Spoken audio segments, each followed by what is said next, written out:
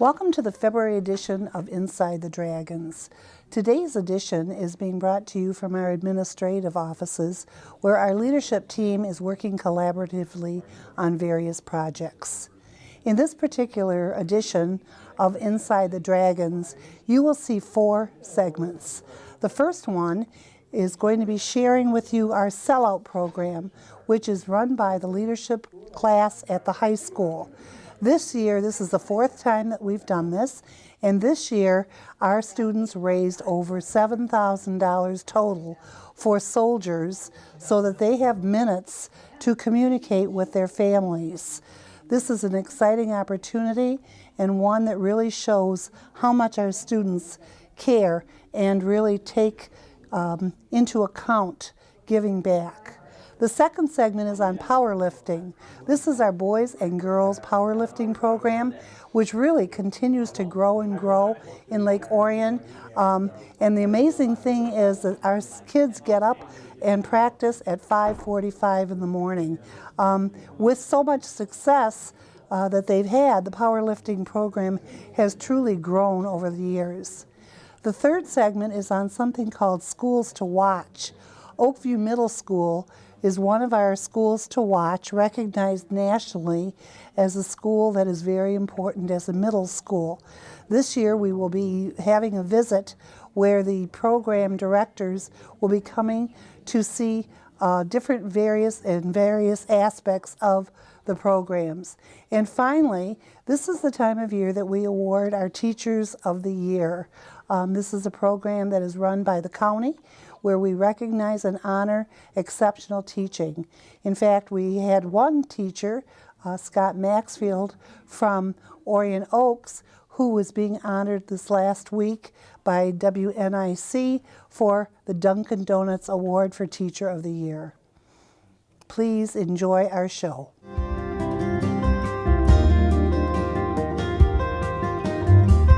The morning of January 12th started earlier than most at Lake Orion High School. The LOHS leadership students filed in around 6 a.m. Everyone in matching camouflage shirts. Each said "Sellout for Soldiers" on the front and the date on the back. From the start, everyone knew this was a special day. It's the year's biggest moment for the leadership class, the annual event to raise money for soldiers to call home to their families while deployed. The intent is to have every student in the school turn in their cell phone for the day as a symbolic gesture. Months of planning emerged in a flurry of excitement and optimism. For each phone submitted, $1 was donated by the leadership class to the cellphonesforsoldiers.com charity. The class held fundraisers leading up to the sellout, using some of those funds to support the soldiers and to make the donation. Sellout went really well today. Everyone coming in was really excited about it. Everyone seemed to turn in their phone. There was really high energy, and I'm just really happy about how it turned out. In terms of the program, what was kind of the focus today? The focus was on the soldiers, on the troops. Every phone that was turned in was $1 towards helping soldiers talk to their families back home. And everyone loves the U.S., so they all came together for our soldiers and turned in their phone for the day. You've been a part of this all 4 years. Seems like it keeps growing. Yeah, our first year we did it, everyone was really excited about it, but some people were unsure, and this is my 4th year of seeing it, and it seemed like everyone was about it, and it's really exciting to see. Now, in the 4th year of the program, the procedure is down to a science. The leadership students set up in the main lobby of the school and have each student place the phone in a plastic bag for protection. Their class for the end of the day is written down and cataloged with the phone. Then they're given a slip to receive their own t-shirt, black this year, commemorating the event. With music playing in the background, the atmosphere feels like a party, hoping to entice those unsure students to join in the movement. After submitting their phone, the students head off for the rest of their day. The leadership class takes the phones to a separate staging area and sorts them into buckets by their class to be returned at the end of the day.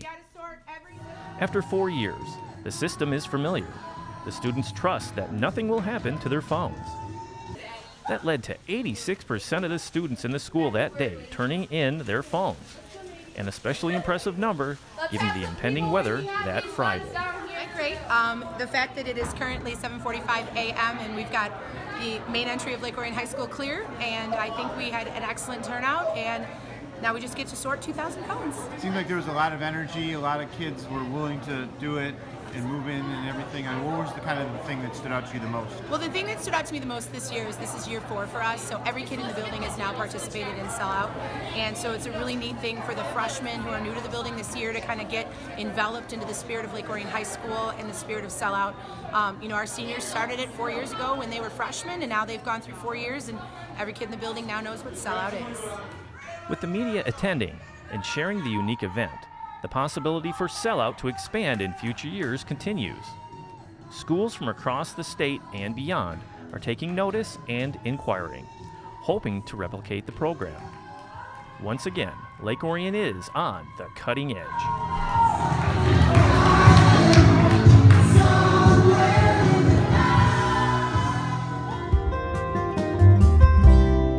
One of the most consistently successful athletic programs at Lake Orion High School doesn't involve a ball, a puck, or a pool. It continues to soar in popularity, even as there is barely enough room to hold all of the participants and is not an MHSAA-sanctioned sport. With both boys and girls teams, powerlifting creates an opportunity for any student interested in joining the program to have their chance. Kids want a place to lift where they're supervised. They want to be together. And they find that anyone, you don't have to be a great athlete to lift. We've got it. This is their only sport. They come in and lift and they compete at meets. They don't have to jump high, run fast, hit a baseball, but they can lift weights. And it's something they do for the rest of their life. I think that's why it exploded. If you ever come to a meet and see these young men and women compete, there is a big, it fuels their competitive fire to make themselves better, competing against other schools, competing against themselves. And a great day, they may finish in 12th place, but they did 2 personal bests out of their 3 events. They've had a great day. And that helps them, I think, with their self-esteem. But it's just, there's a lot of competitive fire in that weight room. And there's a big team bonding when they're in there, because it's a shared work ethic and at times shared misery, because it's hard work in that weight room, and that's what brings out when you see the content. You will never see quick gains. It is a process. It's a long-term process. For some of the seniors, they look back when they were freshmen and how little they lifted. Now, how much they lift, and they're not bulky, and they're still very lean athletes, but they're just physically stronger. Their self-esteem's up, everything. There's been a lot of success in the program and meets and things like that. What do you think? What do you attribute that to? A lot of it is this community. It's people are amazed how our kids act at meets, and I think that's part of our success. We've won 3 state titles. We just won a boys regional this past Saturday. Girls took second in their regional. But they are amazed how our kids act, how polite they are, how respectful they are. And they ask, how do you do that? I said, it's just how they are taught, they are raised, and that's part of this community, and that's a big thing. The fact that they can do that and have success reinforces it to some extent? Exactly, because it is a lifelong behavior that they have been taught when they were younger. We reinforce it here at the high school and in meets, but other schools are just amazed how our kids act at meets. The show of commitment begins in the early morning as the boys lifters arrive around 5:30 a.m., even in the freezing temperatures, essentially opening the building for their practice. They sign in to show their attendance. Usually there are at least 60 boys, and open with running and stretching. As they warm up for practice, they prepare to support each other. They're on the team for all different reasons, but everyone is passionate about the opportunity. I decided to join the team because I just wanted to get big. I've always wanted to be big and strong when I was younger. This is the perfect way to start. I decided to go to powerlifting because I'm in football and I play O-line. I'm kind of a smaller guy. and build some more mass and more muscle, so next year I can compete with them better. The team building in the weight room is probably the most thing that stands out to me. I really like coming every morning and seeing everyone give up their time and wake up and cheer each other on when they're like going for a lift and things like that. The teamwork, everybody cooperates with each other, they all work with each other. It's just a great environment. Seems like it could be the other way. It could be, maybe overly competitive and guys trying to, beat each other. Do they support each other? Is that kind of the way? They always support each other. I haven't seen a point where one's getting down on somebody else. It's always everyone's being a team. We have found out, especially with the boys, that once they lift their weights, they seem to be much more alert in school. They have a great day, and then in the afternoon they can find a job. They can do their thing. So it works out really well for the boys. Seems like they've responded well to being here in the morning. It's something that it's not a drudgery task. It seems like it's Yeah, one year we tried to go, instead of at 5:30 in the morning, we went 4:30 in the afternoon. Attendance went down. It wasn't consistent. Once they get into that routine, they like it because it starts their day off, and they love it. When you heard 5:45 a.m., what was your thought about that? I thought there was no way I was going to get up at this time, and because I could just barely wake up at like 6:30. But I mean, it's not that bad. You get used to it after a few days. Do you think there's some benefit to it? Oh yeah, there's a big benefit to it. You gain a lot of weight, gain a lot of muscle, gain a lot of mass. You just get bigger. When you heard it was going to be at 5:45 practices in the morning, I mean, was that dissuade you, or were you kind of like, this is? I mean, not really. Since I've been doing it since freshman year, I kind of know the routine, and it's always been that early, and makes me ready for it instead of wanting to sleep in. I'm looking forward to waking up at 5:45 every day. Are you surprised that there are 60 guys who kind of show up at 5:45 in the morning to do this? No, I'm not. This is a great activity to do. I love it. I can't wait for next year. It's just overall a great time. It takes a different person to do this sport and to want to lift heavy and to want to put that much stress on your body and your central nervous system. And these people, my teammates and everything like that, we all give that, and that's what's unique about us. I think the reason for their success is how hard they can push themselves, and the coaching. The coaching is really good. The coaching, definitely. Our training methods are very good, and the consistency and intensity that we have is insane. Whatever the stigma existed before is gone, as the women's program continues to draw athletes from other sports in their off seasons and students who choose only powerlifting. Lake Orion Powerlifting Program is a really great program here we have at the high school, and I wanted to get involved because I have a passion for lifting and working out, and I think that working out with girls and practicing barbell movements are very healthy, and it teaches girls that strength is something that we should strive for physically, and I think it's just really overall very healthy for girls to do. I got into it because I wanted a team event that I could compete individually, and so I started off as the only freshman my freshman year, and there was only 12 girls on the team, and now that I'm a senior we have over 80 girls. Wow. Is the motivation something you saw when you were younger? Did you know someone in the program, or was it just you heard about it? I was actually in the basketball program for a couple years, and I decided to switch over because I realized that I like training for basketball and the actual lifting more than I liked playing basketball. So that's how I kind of developed a passion for lifting, and then ever since I've really enjoyed the team and enjoyed the community here. I play softball, so my coach and a couple of my other softball teammates referred me and said that they think I would be good at it, and I was kind of hesitant, but I'm really glad that I started because it's kind of made me a better player. It's made you a better softball player? Yes. A power lifter? Yes. How so?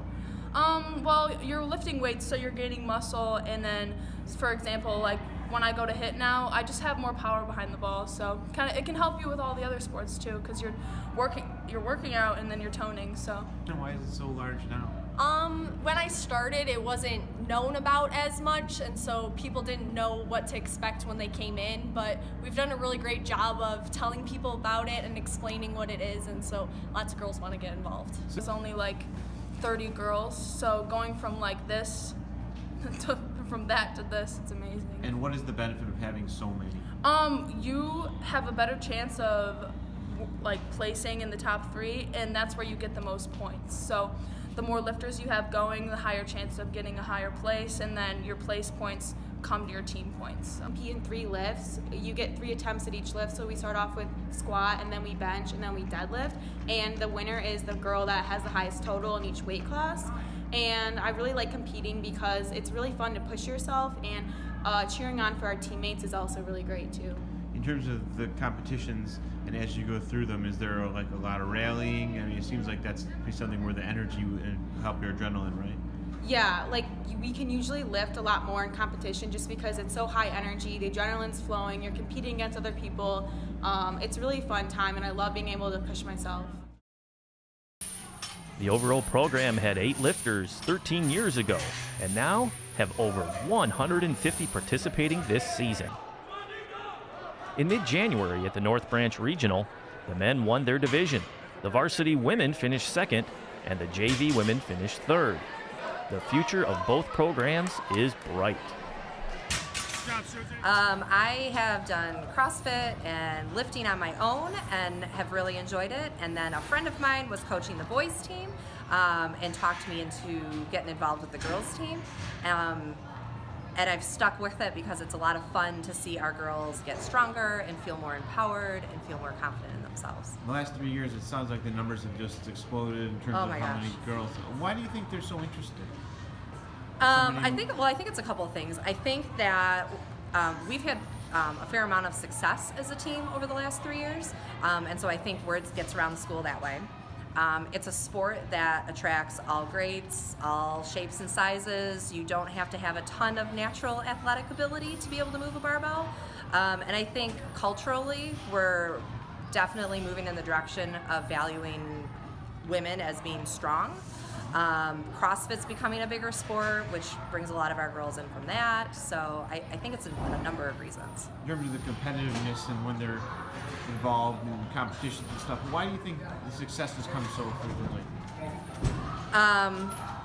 Oh gosh, I just think like the work ethic, the girls are seeing the return for the work that they're putting in, and they see that the harder they work, the better off the return is going to be. And so in terms of powerlifting in a competition, the more it's truly a strength in numbers, and so as our team grows, we tend to do better from a point standpoint, from learning and pushing each other, and just a variety of reasons. Is there misconceptions about powerlifting, or do you think? Yes, but it's getting better. For a long time, you'd hear girls say, "Well, I don't want to get big and bulky from lifting a barbell."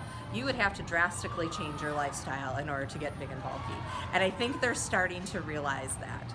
I have girls that weigh as little as 100 pounds on up to 240. And in terms of the competition, is that something that kind of grows too? The more they go through it, the better they get at it? Oh yeah, definitely. Usually when they go to their first meet, it's a little bit about survival. And maybe they can do something that they didn't move the bar 5 pounds heavier than what they thought they could, and then as they experience more meets, they start to figure out the strategy behind it a little bit. They start to figure out the team point aspect behind it, and so that definitely plays into the competitiveness. In terms of Lake Orion having so much success and becoming known for it at some point, at some level, is that something that has grown as well? There's a reputation for Yeah, very much so. Our boys team has been around a little bit longer than our girls, and has done very well at the state level. And so we are kind of on the radar for that. But now that we are really starting to build our girls team, we're up to somewhere around 70 girls on our roster right now.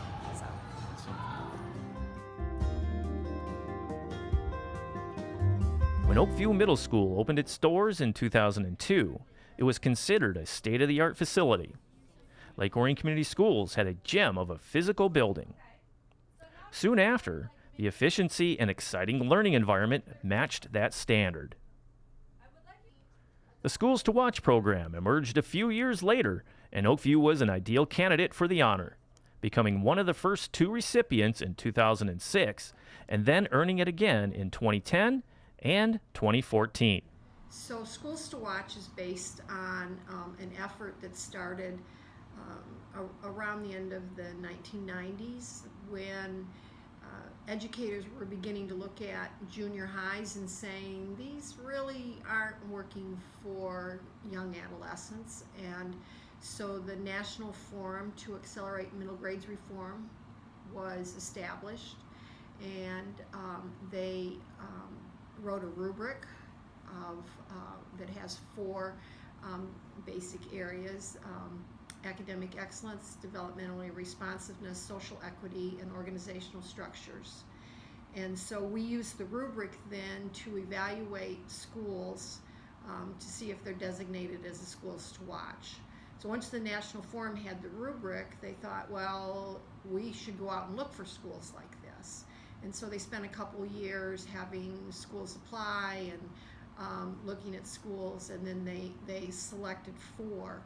And once that was so successful and gave locations for other schools to go to learn, then they thought this would be a national project. So right now there's 18 states that are schools to watch states, and we are also working on, if you're not in a schools to watch state, then how you might have a school become a schools to watch and then bring the state on. In early February, Oakview was back at it, showing its ability as one of the state's premier middle schools. The Schools to Watch Evaluation Committee arrived early in the morning and spent the day watching Oakview's students and staff at work. We actually have data that shows that both school observations and 2 model schools and using the rubric caused an improvement in schools. Have you been through Oakview before? This is my 3rd visit here. Okay. In terms of Oakview, do you look for certain things here versus a different middle school? I mean, are there different criteria? No, but I do find when I do reviews across the state that schools do stand out for maybe a particular area. My first visit to Oakview, was probably about 2007 or 8, and I actually brought a team of teachers from a Midland school, and so they could come to learn and this make some changes in their building. And then I came here another time for a visit a couple years ago when we actually had a meeting here and trained people to be schools to watch reviewers. We don't see all the different schools across the state and country and stuff. Are there things about Oakview that are unique? Well, they were one of the first year that we named schools to watch. There were 2 schools named White Pine and Oakview. Okay. And I think the unique thing about both of them is that they have redesignated. So every 3 years you have to redesignate. So it's the unique thing is sustainability. Probably, and I don't know the exact statistic right off the top of my head, but a lot of our schools do it for 3 years. They have maybe an administrative change or a budget cut, and then they don't redesignate. So yeah, the number of times that they've redesignated, and to sustain that momentum for that many years that's unique. The evaluation team sat in classes, interacted with students and staff, and found their way into classrooms for 6th, 7th, and 8th graders. Lake Orion's administrative staff, including Superintendent Marion Giannopoulos, also visited during the day to help with any questions the committee had. The opportunity to reapply for the honor is a new step for Oakview Principal Sarah Manzo, who is eager for the committee of evaluators to see the school. Well, this is would be our 4th time getting the Schools to Watch award. The first time was the initial in 2006, and you recertify every 3 years. So I guess too, also behind a driving force was Mrs. Alice Sepinen's really big push when she opened up Oakview, and with her passing this year, it was also a little bit sweet and bittersweet, I guess, to kind of signify that this is in honor of her as well, but also the whole entire Oakview community. But it really means a lot for us to be recertified, hopefully, especially with Alice's passing this year. What did you have to do to prepare for this day? Well, we had to have initial self-assessment and a rubric we had to work through as a staff.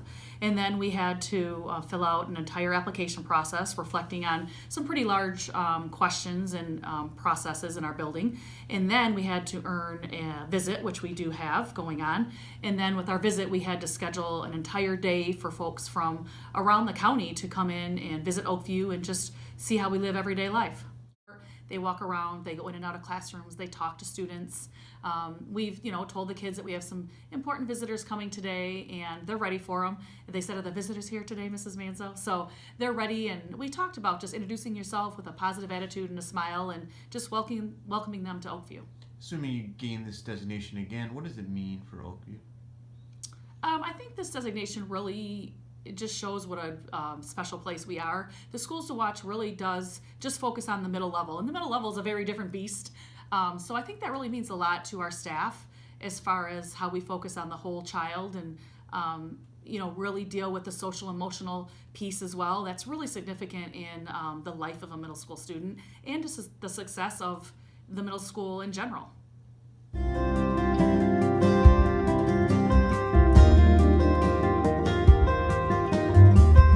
February is Lake Orion's Teacher of the Year month, where each building, then each level, and finally, one individual is selected from the district.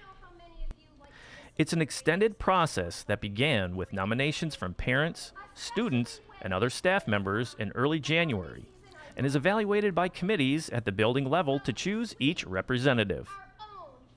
At Orion Oaks Elementary, 5th grade teacher Scott Maxfield got an early jump on awards season when he was nominated and selected as the WNIC-FM Teacher of the Week in early January. It feels good to be recognized, but all the credit really goes to the students and the families and my fellow staff and Drew, the principal. It's an award for everybody.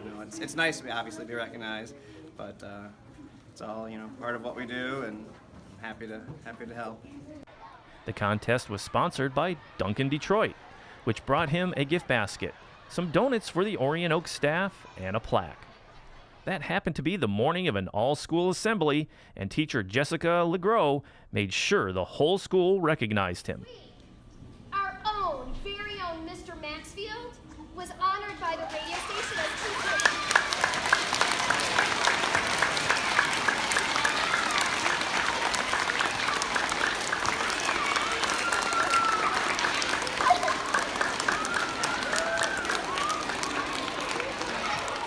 Then Maxfield rejoined his class as his students looked at his plaque, and he told the story of student Haley Reard and her mother nominating him.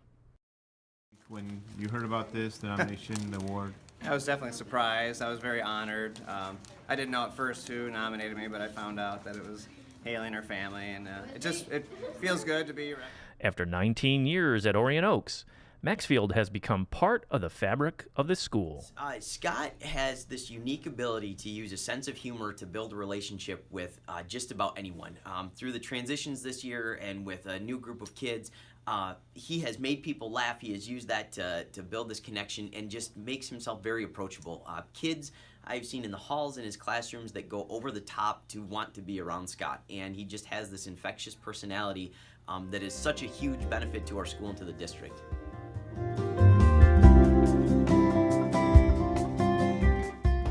I hope you enjoy the February edition, and please join us next month for Inside the Dragons.